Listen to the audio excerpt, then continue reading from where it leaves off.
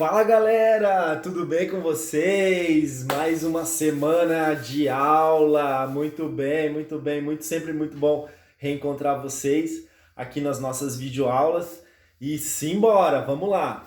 A novidade agora é que o Sebrae vai retornar, né, ao cronograma normal das aulas, então a partir dessa semana nós estaremos iniciando o curso no cronograma do que a gente tinha parado antes da paralisação, ok? Então a nossa aula de hoje vai ser sobre atenção, esquizofrenia. Muito bem. Então nós vamos lidar com uma situação que o cuidador pode estar muito ligado, né, à situação de estar cuidando de uma pessoa que sofre de uma doença chamada esquizofrenia. Então a gente vai entender como é que funciona essa doença, quais são as peculiaridades dessa doença e como que nós devemos agir em relação ao paciente com esquizofrenia.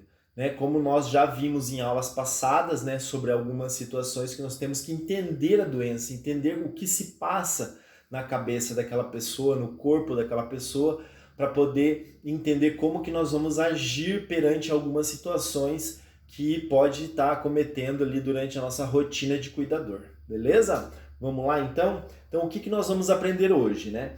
O que é a esquizofrenia, quais são os seus sinais e sintomas e como o cuidador deve auxiliar o portador desse transtorno nos cuidados pessoais, né? Foi o que eu já falei para vocês. Primeiro a gente entende a doença, para depois tentar se colocar no lugar da pessoa, entender o que se passa ali na cabeça da pessoa, para daí sim a gente tomar as decisões mais corretas em relação a como nos comportar perante aquela situação. Tranquilo? Então, quais os fundamentos para a nossa aula de hoje, né? O grande desafio dessas pessoas, né, que são portadoras de esquizofrenia é separar a ilusão da realidade. Né? Imaginem vocês agora, vocês estão sentados agora assistindo essa videoaula e de repente eu falo algo para vocês durante essa aula que vocês imaginam, né? Lembram, né? Traz à sua mente alguma lembrança e você imagina uma situação, né? Então vamos fazer um exercício bem rapidinho. Eu quero que vocês imaginem agora, fechem os olhos, imaginem uma situação em que você está deitado debaixo de uma árvore, deitado lá debaixo dessa árvore, né? Fica de olhos fechados, deitado ali debaixo daquela árvore, e você imagine um barulhinho ali de um passarinho cantando, né? Então você está ali deitado debaixo daquela árvore, o passarinho cantando, de repente o passarinho chega perto de você e ele começa a falar com você. Você está imaginando essa cena? Um passarinho falando com você? Foge totalmente da realidade, mas a sua imaginação ela é fértil, ela pode trabalhar com essas imagens, com esses sons. Mas você sabe que é apenas uma imaginação. Você sabe a diferença de imaginar e do que é real. No caso da esquizofrenia, a pessoa tem regiões do cérebro que não estão funcionando da maneira correta. Então, essas regiões do cérebro que podem discernir a realidade da imaginação, elas não estão funcionando bem. E às vezes se misturam a imaginação da pessoa com a realidade. Então vamos nos colocar no lugar dessa pessoa e ela imaginou essa situação que nós fizemos no exercício, mas lá naquela região que separa a realidade da imaginação não está funcionando bem e ela realmente viu aquele passarinho, ela realmente escutou aquele passarinho conversando com ela. Então, nós temos vários casos de doenças mentais que têm na sua razão regiões do cérebro que não funcionam bem. E nessas regiões trazem uma dificuldade da pessoa discernir a realidade, né? No caso da esquizofrenia, nós vamos ver pontos específicos da doença que trazem essa mistura entre o imaginário e a realidade. Tudo está ligado a uma substância chamada dopamina, né? Que ela está envolvida no controle dos movimentos também, né? Ela tem várias funções no cérebro, mas além dos movimentos e aprendizado, também no humor, nas emoções, na cognição, para você entender o que está acontecendo ao seu redor, na memória. Então essa substância ela está aumentada ali no cérebro da pessoa com esquizofrenia, então ela gera essas reações exageradas, como a imaginação tivesse vida, como se a imaginação tivesse forma, cor, como se quando você imagina uma voz de uma pessoa, você escutasse realmente aquela voz daquela pessoa. Quando você imaginasse uma situação, você realmente você tivesse a visão daquela imaginação. Então é muito complicado no lugar da pessoa que tem essa doença, a esquizofrenia, ter essa sensação de que ela não sabe o que é real ou o que é imaginário. Então é bem complicado, a gente tem que se colocar no lugar da pessoa para a gente entender o que ela está passando, né? É um sofrimento muito grande a pessoa que tem esse tipo de doença. É uma doença crônica e ela tem picos de crise, ela evolui, ela volta, a gente não sabe qual momento que a pessoa está passando, se ela está imaginando, se ela está tendo a noção da realidade, é bem complicado. A crise pode durar até um mês, né? Já existem relatos de crises muito grandes durante um mês, mas ela pode ir e voltar, Depende muito do caso da pessoa, depende muito do estado que a pessoa está passando, ok? Vamos lá? Então, os sintomas. Vamos ver o que a pessoa com esquizofrenia passa. Elas se dividem em sintomas positivos e negativos. Isso é só uma divisão dos sintomas que a pessoa pode estar passando. Os sintomas positivos são delírios e alucinações. Então a pessoa tem ideias e pensamentos que não refletem a realidade, a verdadeira realidade à sua volta. Ela tem pensamentos, ela tem ideias sobre uma realidade, mas essa realidade não existe. Ela começa a imaginar coisas como a gente imagina normalmente, só que o cérebro dela transforma aquela imaginação em verdade, para ela estar vendo aquilo, ela está tendo aquela visão daquela pessoa, ela está tendo certeza que aquilo está acontecendo na mente dela. As alucinações, os 5 sentidos ficam afetados, ou seja, ela pode ouvir vozes e ver imagens que ela não está vendo. O tato, o olfato, o ouvido, todos os sentidos podem estar afetados nessa doença. E é muito complicado, porque a nossa noção de realidade é quando nós nos conectamos com o mundo. Você está me ouvindo agora, você está me vendo no vídeo, você está sentindo ali a cadeira onde você está sentado, você está sentindo a roupa que você está vestindo, tudo isso são informações que os nossos sentidos levam até o nosso cérebro e lá são processados. São processados na região da realidade. Isso é real. Estou realmente sentado aqui assistindo o meu vídeo. Quando você imagina uma coisa, lembra de uma coisa do passado, vai para uma outra região do seu cérebro. Imagina a pessoa não conseguir discernir o que é real do ilusório. Então é bem complicado, né? Temos que ter uma compaixão, temos que ter uma empatia muito grande com essas pessoas, né? As alterações do pensamento são os pensamentos confusos, de modo que o portador tem a sensação de que seus próprios pensamentos podem ser lidos.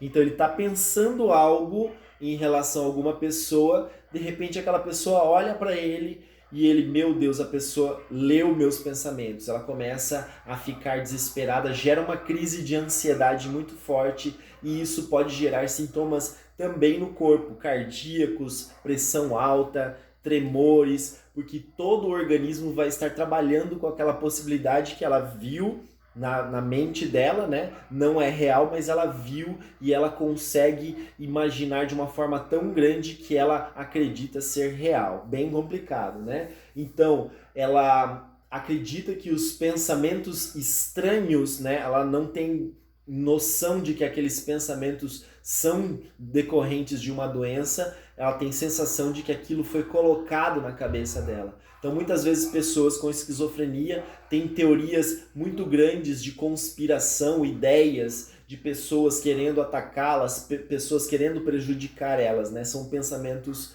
muito recorrentes na pessoa com esquizofrenia. Também temos os sintomas negativos. A pessoa tem a cognição comprometida, ou seja, ela não tem vontade, ela não tem prazer em desenvolver os AVDs, as atividades da vida diárias, né? Então, as atividades da vida diárias, elas não conseguem ter prazer em desenvolver aquilo, porque a mente dela está totalmente preenchida com teorias, com visões, com alucinações, escutando coisas, escutando vozes. Tem alguns casos que a pessoa imagina, tem um pensamento e esse pensamento se transforma numa voz no ouvido dela e ela fica procurando aquela voz. Então, dependendo da interpretação pessoal dela, ela pode imaginar que seja um fantasma, que seja uma pessoa perseguindo ela, que seja algum outro tipo de conspiração. Então, é uma situação é um quadro de bastante ansiedade que ela vive, né? A alteração do afeto apresenta uma enorme dificuldade em demonstrar seus sentimentos e emoções. Ela vive num estado de medo, né? O tempo todo tentando saber o que está acontecendo ao seu redor. E as elaborações de frases e pensamentos também são incoerentes, porque ela começa a falar uma coisa, vem um pensamento, ela escuta alguma coisa, gera medo, ela já muda a frase, de repente ela já está falando que ela viu algo, que ela ouviu algo, que ela tem certeza que aquilo aconteceu e na verdade não aconteceu. As pessoas ao seu redor também começam a não acreditar no que ela fala e daí gera uma falta de comunicação social muito grande, ela se sente isolada e gera todo um ciclo vicioso prejudicial à pessoa. É bem complicado mesmo, né? Então nós temos que ter essa noção de que a pessoa está passando por um momento que o cérebro dela não está respondendo à realidade, né? Então, por isso que a gente bate muito nessa tecla do entender a doença, né? Durante uma recaída ou de uma crise que ela está apresentando, né? O que a gente deve proceder? Qual que é a nossa posição como cuidador numa situação dessa? Ouvir o paciente com muita atenção. Por mais que ele esteja falando besteira, por mais que ele esteja falando as suas alucinações, ouça o paciente, porque isso vai trazer conforto. Você vai fazer uma comunicação social, olho no olho com a pessoa, e ela vai se sentir acolhida, confiar em você. Isso vai aumentar a confiança dela com você, que é cuidador da pessoa. Falar apenas o necessário, porque a gente tenta passar, não, fica calma, tentar acalmar a pessoa, falar que aquilo não é realidade, tentar convencer a pessoa, mas nós temos que ter a noção que ela não é uma pessoa normal, que ela não vai interpretar aqueles conselhos de uma maneira normal. Vai ser muita informação, vai confundir mais ainda os pensamentos dela. Então, falar apenas o necessário, né, ser frases curtas de fácil entendimento. Não contra-argumentar, já falei isso antes. Ela falou que viu um passarinho ali, que viu algum bicho voando, alguma coisa, você escuta, tenta falar o mínimo possível, não dar asas também à imaginação da pessoa, mas também não contradizer, não falar que ela é louca, não falar que ela está imaginando, não contradizer, porque isso pode gerar mais ansiedade dentro da mente da pessoa. Ok? Não retrucar, já falamos, né? Não desqualificar as percepções do portador e propor atividades relaxantes ocupacionais. Tudo que relaxar a pessoa, tudo que for para tentar desligar a mente, da mesma forma quando nós estamos ansiosos, quando nós estamos preocupados, é uma atividade que nós vamos desligar um pouco a mente, parar de pensar em problemas, né? Parar de trabalhar com a nossa mente com pensamentos negativos. Para essa pessoa portadora de esquizofrenia, muito mais importante, porque ela não vai estar transformando esses pensamentos negativos em uma realidade falsa. Então, procurar muito trabalhar no relaxamento da pessoa, músicas calmas, ambientes tranquilos, lugares relaxantes e confortáveis. Claro que na medida do possível, do poder aquisitivo do seu paciente, né? Isso é sempre muito importante. Vamos falar um pouquinho do tratamento. O tratamento, claro, antes do tratamento, o diagnóstico, ele é dado somente pelo médico psiquiatra. Nós não temos capacidade técnica, nem eu como farmacêutico, nem vocês como cuidadores, de dar o diagnóstico? Claro, nós vamos ficar atentos aos sintomas e levá-lo ao psiquiatra. Só o psiquiatra pode fazer o diagnóstico. Após dado o diagnóstico, nós devemos fazer sempre o acompanhamento médico. Geralmente são consultas iniciais quinzenais, depois mensais, para ver as adequações dos medicamentos e das doses. Sempre tem que ter a psicoterapia, um psicólogo especializado nessa doença, que saiba entrar na mente da pessoa e conseguir tentar treinar a pessoa para que ela tenha domínio sobre esses pensamentos, né? A terapia ocupacional também é muito importante, porque vai fazer com que ela, da mesma forma que nós falamos lá sobre o relaxamento, que ela consiga direcionar os pensamentos dela para algo positivo e que ela não tenha tanta fluidez nessa imaginação, que ela fique com os pensamentos um pouco mais relaxados e não tenha os pensamentos negativos, né? Ok? E, claro, a intervenção familiar, né? Nós temos que ter uma intervenção familiar, porque é uma pessoa que é incapaz de tomar decisões por si mesma, né? É uma pessoa que ela pode tomar uma decisão baseado em algo que ela imaginou, que ela achou que era verdade, que ela teve uma conspiração ali na mente dela. Ela pode tomar uma atitude muitas das vezes até violenta, né? Então temos que ter acompanhamento médico, medicamentos, psicólogo, atividades do dia a dia para que ela possa direcionar os pensamentos, e a família tem que estar presente sim, a todo momento, tomando as decisões importantes por ela, ok?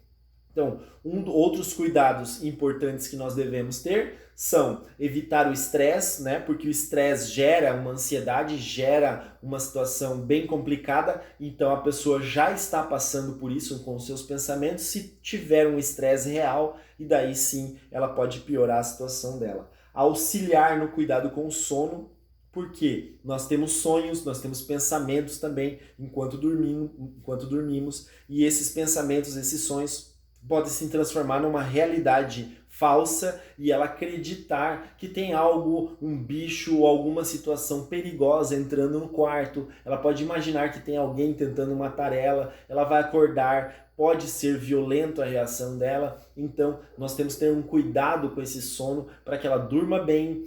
Geralmente com os medicamentos ela consegue desligar, consegue dormir um sono tranquilo, mas tem certas situações que nós temos que nos preocupar, principalmente com o quarto, conforto, luz, né, para que aquilo se torne um ambiente confortável e seguro, né? Observar os efeitos dos medicamentos, acompanhando se os mesmos estão agindo como o desejado. Principalmente no começo, as consultas têm que ser muito próximas, porque ela começa a tomar um medicamento, vários medicamentos, às vezes combinações diferentes, doses diferentes, e nós temos que relatar.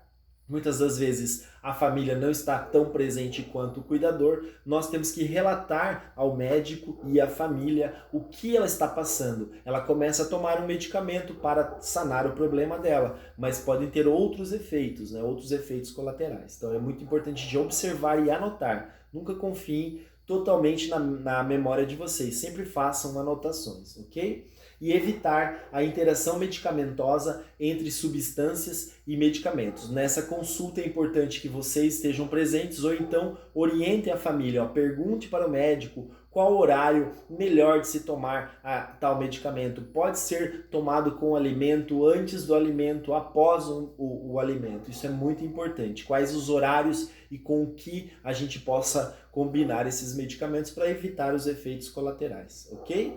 Então, voltando no que a gente estava falando sobre o tratamento, levar o paciente frequentemente ao psicólogo. O psicólogo tem maneiras, tem técnicas de se entrar, né, na mente do paciente para conseguir, talvez, trabalhar com que ele entenda a situação dele, para que ele tente, por mais que esteja vendo uma pessoa do lado dele, por mais que essa pessoa esteja conversando com ele, essa pessoa, esse paciente possa tentar discernir, não, isso aqui é apenas uma alucinação, isso é o ideal, né? Quando a gente chega num tratamento com uma pessoa com esquizofrenia, ela conseguir discernir, diferenciar o que é imaginação do que é a realidade, ok? Criar uma rotina saudável com alimentação, atividades físicas, higiene pessoal, lazer, entre outros. tentar, na medida do possível, sempre fazer com que ela tenha essa vida normal, que tire ela daqueles pensamentos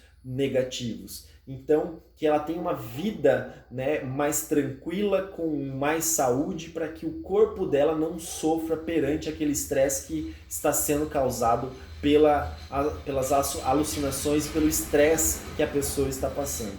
Evitar o isolamento social, isso é algo que parece inevitável, porque ela vai estar fora da realidade, ela vai estar tendo reações que não condizem com um convívio social, mas que a gente, na medida do possível, que ela esteja presente, que ela esteja em contato com as pessoas que a amam, que a entendem. É importante se passar para todos os familiares esses procedimentos. É importante passar para os familiares como que é a doença, o que a pessoa está passando, para simplesmente não se isolar a pessoa. aquele louco, aquele... Não deixa ela trancada no quarto. Não, na medida do possível, sim, tentar essa interação social, porque é muito importante para a recuperação dela, até para ela não desenvolver também, junto com a esquizofrenia, uma depressão, né, que é muito recorrente aí nos casos de pessoas esquizofrênicas, né? E praticar exercícios físicos. Os exercícios físicos nós já falamos inúmeras vezes em nossas aulas, eles liberam